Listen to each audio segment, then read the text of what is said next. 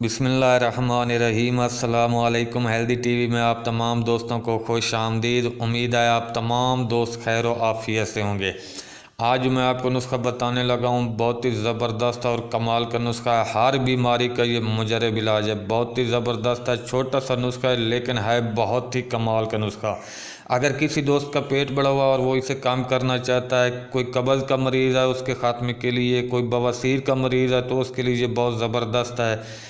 इसके अलावा ये दिल के अमराज हैं, जिगर को साफ़ करने का ये नुस्खा बहुत ही ज़बरदस्त है। अगर किसी दोस्त का ब्लड लो हो जाता है तो उसके लिए भी ये नुस्खा अक्सीर है।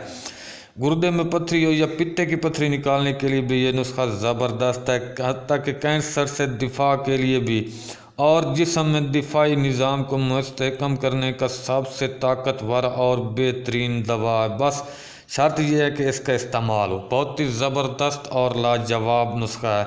नुस्खा बताने से पहले आप दोस्तों से गुजारिश है कि अगर आपने हेल्दी टीवी को सब्सक्राइब नहीं किया तो सेहतमंद रहने के लिए हेल्दी टीवी को सब्सक्राइब करना बिल्कुल ना भूलिएगा।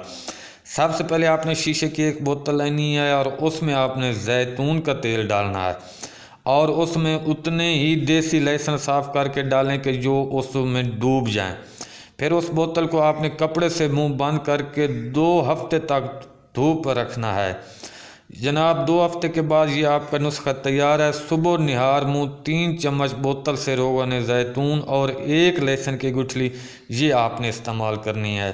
15 से 20 दिन इसको इस्तेमाल करना है। इंशाल्लाह जो जुमला बीमारियां मैंने आपको पहले बताई हैं उनसे इंशाल्लाह आपको आफाक होगा। खुदा की ज़ात आपको शिफा देगी। अगर उनमें से कोई भी बीमारी आपको या आपके किसी अजीज़ या अकारब को है तो उसके लिए ये नुस्खा बहुत ही ज़बरदस्त लाजवाब है। नुस्खा पसंद आया तो वीडियो को लाइक कर दें और सदका जारिया समझ कर शेयर कर दें। अगली वीडियो तक अपना और अपने प्यारों का ख्याल रखिएगा। अल्लाह हाफिज़।